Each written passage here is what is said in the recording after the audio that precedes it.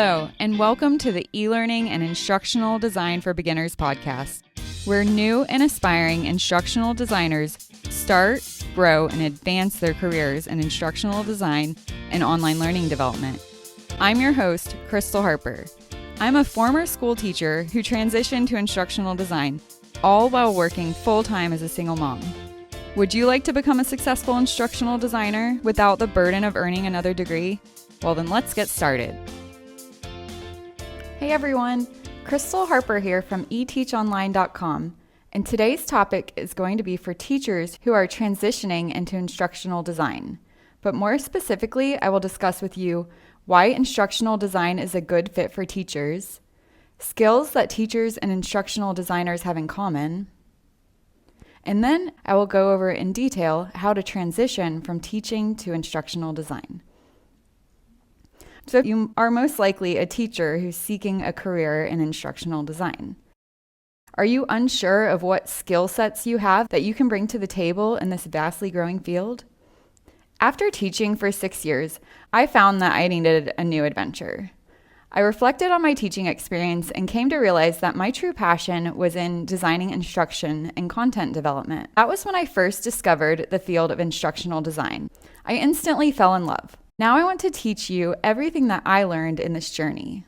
Surprisingly, the teacher to instructional designer path isn't very well known within the field of education, but it is a great career path for teachers because teachers possess many transferable skills. Furthermore, the majority of teachers are hardworking individuals. I know this is true because I personally made the shift from a teacher to instructional designer many years ago. Since my transition, I've met many other instructional designers who also made the switch from a teacher to instructional designer or are wanting to do so. So if you're a teacher who's ready for a career that brings into play your strongest skills as a teacher, instructional design could be the perfect fit for you. Years ago, I decided to return to school to attain my master's degree in eLearning and Instructional Design. During my time in school, I learned that many of my teaching skills directly translated to my future career as an instructional designer.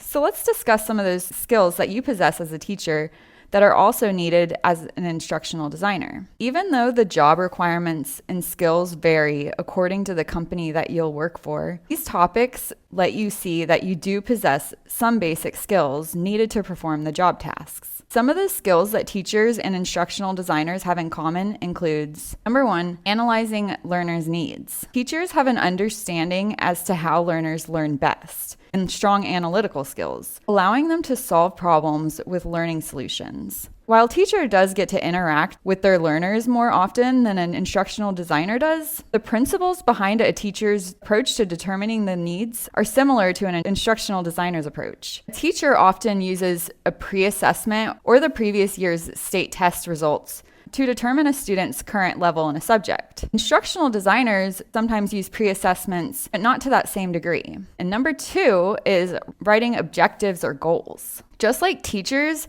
instructional designers are expected to write observable and clear learning objectives and goals following Bloom's taxonomy. This is a very important skill that teachers have hardwired in their brains. And number three is then instructional designers take those objectives or goals and turn that content into organized lessons for their learners, just like you would as a teacher. Okay, number four is creating learning activities and developing curriculum. Teachers understand instructional design. They may not be familiar with instructional design or instructional design language, but they will quickly discover that they have been using it all along. The hands-on experience of creating and implementing lessons, then using feedback to improve your own practices is an invaluable learning experience that teachers have in common with instructional designers. Many teachers work directly with the curriculum, or some sit on a committee that decides on what content should be required for a certain grade level. Others are their own curriculum committee themselves. They're responsible for mapping out all the curriculum for all the weeks, months, and semesters. When I was a teacher, I was handed the curriculum map in state standards and was told, "Here you go, good luck, we're glad you're here." That was it. I had to write and design my own curriculum for every single day of the year. But regardless of a teacher's individual experience with curriculum work, teachers understand how much content a learner can absorb in a given time. This is one thing that makes teachers great instructional designers. Teachers also see natural breaks in content, how to use themes to connect content, and how and when to check for understanding. In addition, effective teachers don't just take a chapter from the text and call it a day. Many spend hours outside of their workday searching for the best resources and tools. A teacher who has transitioned to instructional design can apply their knowledge of learning to ensure that the learners get the best lesson possible. They know how to keep their learners engaged by chunking content in a way that enhances the instruction. Number 5 is developing test items. Like instructional designers, teachers use strategies to assess the learner's understanding of the content. Teachers spend years perfecting their assessments using a variety of assessment methods that effectively align to the learning objectives. Designing effective assessments can be a struggle for many instructional designers. In some cases, a teacher turned instructional designer is more likely to get creative with their assessment ideas, incorporate problem solving in real life scenarios, and generally bring more variety to the standard knowledge check. Number 6 is evaluating the test scores. Teachers also know what to do with the assessment data afterwards. They are very familiar with evaluating test scores to make changes to the lessons to improve student learning. Even though they don't use the same terminology in education, teachers cycle through the instructional design process constantly, sometimes even evaluating and revising things up in the middle of the lesson. Number 7 is facilitating discussions. Like teachers, instructional designers must set up all facilitated discussions. In an e-learning course, they're expected to create all the dialogue and collaborative activities, etc., that are involved via discussion forums for the learners in the course. And number 8, lastly, like instructional designers, teachers understand how to leverage motivation to get their learners engaged in the lesson. They're also able to differentiate instructions to reach a broad skill level, and they can also take dry content and find a way to turn it into engaging learning. All of these skills are hardwired into a teacher's brain from the time they start their teaching programs. These real-life experiences are what give teachers who haven't formally studied instructional design a head start in becoming some of the best instructional designers. So now I'll discuss with you some other areas that make teachers perfect for the field of instructional design. Number 1 is technology. Teachers are comfortable with using technology every day. From learning management systems to creating PowerPoint lessons to digital learning apps, teachers have the basic computer skills. That knowledge can be easily adaptable to the knowledge level you will need as an instructional designer. Number 2 is low budget. Teachers learn to become very resourceful when it comes to producing materials with little money. This skill will come in very handy as an instructional designer. Number 3 is time management. Teachers are great at planning their days down to the second. This makes them great at designing learning, which will also help them in instructional design when it comes to projects and making deadlines. Number 4 is communication skills. Instructional designers have to work with a multitude of team members, and sometimes subject matter experts can be somewhat difficult. They're also expected to take the lead on a project. This is common with many expectations of a teacher. Every day, a teacher has to interact with their students' parents, their colleagues, and their administration. Number 5 is flexibility. Like teachers, instructional designers have a vast amount of jobs, often juggling between multiple projects at a given time. Number 6 is a love of learning. Instructional designers are constantly learning. Teachers are lifelong learners too, so they're usually up for this sort of challenge. So what kind of work should you expect to do as an instructional designer? Well, there are a lot of different options based on your skills and what you enjoy doing. I'll discuss a few to give you an idea of some common tasks.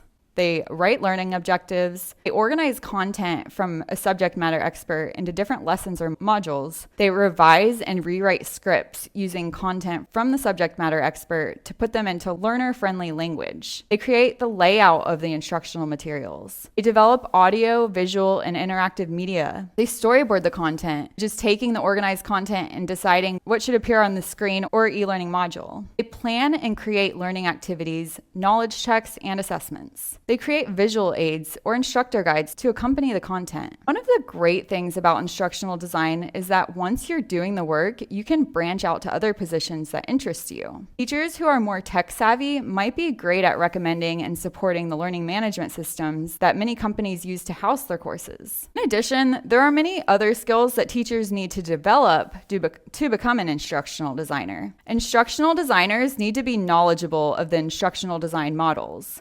Some of the popular models include ADDIE, Assure, and Gagne. They also need to be able to create courses or training material using different delivery methods. Since instructional designers work with subject matter experts and developers, teamwork skills and time management skills are a must. If you were to search for jobs in instructional design, you will notice that many companies are asking for the mastery of authoring tools such as Adobe Captivate, Articulate Storyline, and Canvas. They also want employees that can use animated software such as Powtoon or video editing software such as Camtasia. You may be wondering, but how am I going to make a transition from teaching to instructional design if there are so many things I need to learn? The first thing is to ask yourself if this is something you see yourself doing. Do you feel passionate about it? Is it worth the hard work? If you answered yes, then continue watching this training. If you're a former teacher wishing to transition to instructional design, I will tell you the exact steps that you need to take to be successful. So the first thing is, if you're transitioning to instructional design but lack the experience, you need to be sure to highlight the strengths that I've discussed in yesterday's training when creating your portfolio. What will become important as you move forward into your transition from teacher to instructional designer is that you familiarize yourself with the new instructional design language. Be sure to get savvy on the instructional design tools too. Translate your existing skills into the language of instructional design so that you can land your first projects and start building a portfolio.